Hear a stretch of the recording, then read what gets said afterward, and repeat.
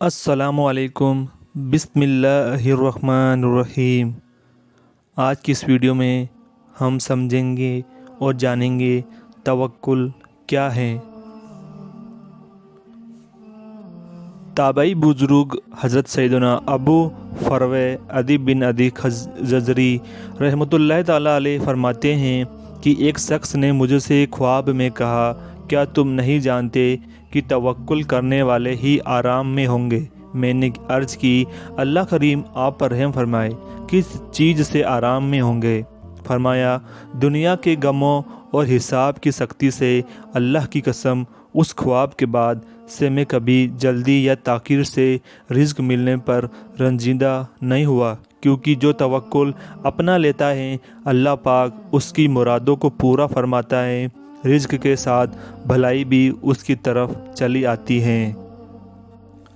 بیماری، قرض داری، بے روزگاری، مالی تنگستی، ناجائز مقدمہ بازی اور گھریلو ناچاکی جیسے ہماری کئی پریشانیاں ایسی ہیں جن کا علاج توکل میں ہی ہے، لیکن معلومات کی کمی کے نیک صحبت سے دوری کی وجہ سے اس طرح توجہ نہ ہونے کے برابر ہیں۔ توکل، ٹرسٹ کسے کہتے ہیں؟ یہ کیوں ضروری ہیں؟ اس کے کیا فوائد ایڈوانٹیج ہیں؟ توکل نہ کرنے کے کیا نقصانات ڈس ایڈوانٹیج ہیں؟ توکل کیسے اپنایا جائے؟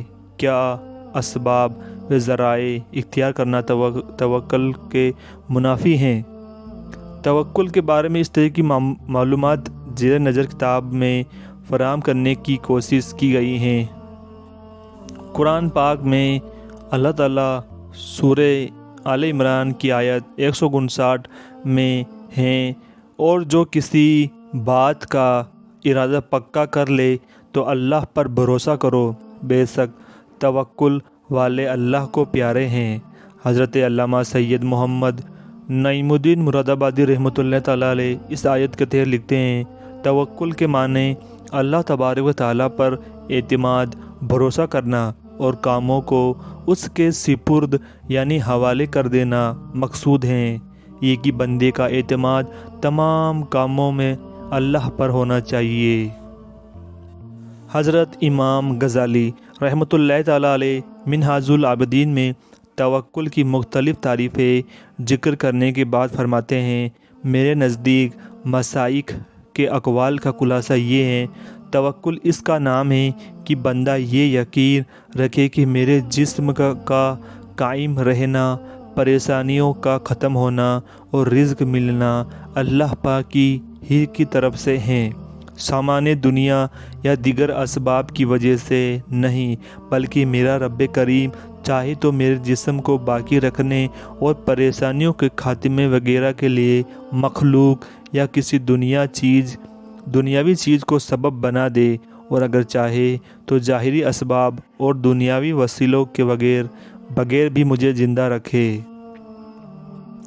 حضرت سیدنا سلیمان خواص رحمۃ اللہ تعالیٰ علیہ نے فرمایا، اگر کوئی شخص سچے دل سے اللہ پاک پر توکل کرے تو امیر غریب سب اس کے محتاج ہو جائیں گے اور وہ کسی کا محتاج نہیں ہوگا، کیونکہ اس کا مالک یعنی رب کریم تمام زمینوں آسمان کے خزانوں کا مالک ہے۔ سبحان اللہ۔ اللہ پاک پر توکل ہر عاقل، بالغ مرد اور عورت مسلمان کے لیے فرض ہے۔ چنانچہ امام اعلیٰ لکھتے ہیں، اللہ عز و جل پر توکل فرض عین ہے۔ قال اللہ تعالیٰ، یعنی اللہ تعالیٰ نے فرمایا، اللہ ہی پر توکل کرو اگر مسلمان ہو، اور فرماتا ہے اگر تم خدا پر ایمان رکھتے ہو تو اسی پر بھروسہ کرو اگر مسلمان ہو۔ توکل کیوں ضروری ہے؟ تاکہ انسان عبادت کے لیے فارغ ہو سکے اور خوب نیکیاں کر سکے، کیونکہ جو شخص توکل نہیں کرتا وہ اللہ پاک کی عبادت چھوڑ کر اپنی حاجات و ضروریات اور رزق میں مشغول ہو جاتا ہے۔ پھر یہ مشغولیت ظاہری طور پر ہوتی ہے یا باطنی طور پر۔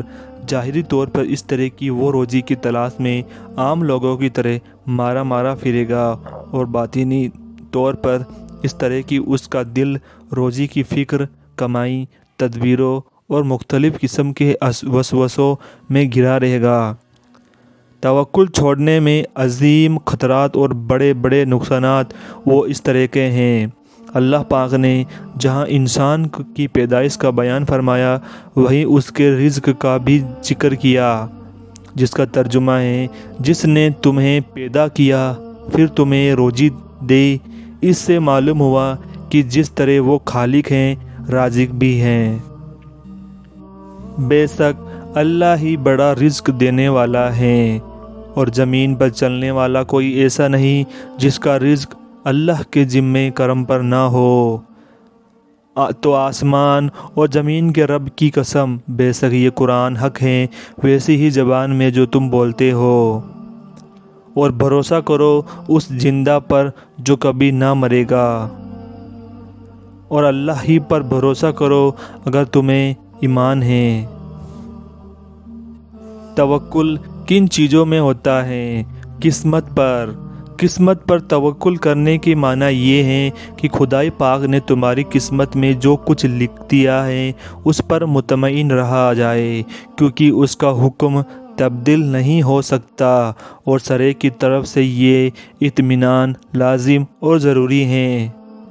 मकामे नुसरत पर यानी मदद में तवक्कुल करने के ये माना है कि अल्लाह पाक की इमदाद पर एतमाद और यकीन किया जाए, क्योंकि जब तुम उसके दीन की मदद और उसकी नशर इशाअत में कोशिश करोगे तो वो भी ज़रूर तुम्हारी इमदाद करेगा। तर्जुमा, और जो किसी बात का इरादा पक्का कर ले तो अल्लाह पर भरोसा करो। यानी अल्लाह पाक फरमा रहा है जो किसी बात का पक्का इरादा करे तो अल्लाह पर भरोसा करो। अगर तुम दीन खुदा की मदद करोगे अल्लाह तुम्हारी मदद करेगा, और हमारे जिम्मे करम पर हैं मुसलमानों की मदद फरमाना। तीसरा मकाम जहाँ तवक्कुल करना चाहिए वो रिज़्क़ और रोज़ाना की हाजात हैं, क्योंकि अल्लाह पाक उस चीज़ का जामीन और कफ़ील हैं जिससे तुम्हारा जिस्म कायम रहे और जिसके ज़रिए तुम उसकी इबादत कर सको, क्योंकि रब करीम का इरशाद है और जो अल्लाह पर भरोसा करे तो वो उसे काफ़ी हैं।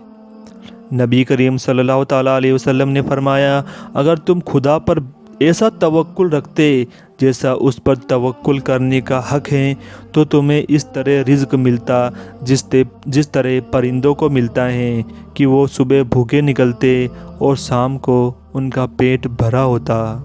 लिहाजा रिज़्क़ के बारे में खुदा पर तवक्कुल करना अक़लन व शरअन लाजिम है, और सूफियों के नज़दीक आम तौर पर लफ्ज़ तवक्कुल से मुराद रिज़्क़ के सिलसिले में खुदा पर तवक्कुल करना होता है। सुभान अल्लाह। दोस्तों, हमें भी चाहिए अल्लाह पर पूरा भरोसा रखें। रिज़्क़, दौलत, मौत, ज़िंदगी, इज़्ज़त, ये सब कुछ अल्लाह के हाथ में है। Thanks for watching.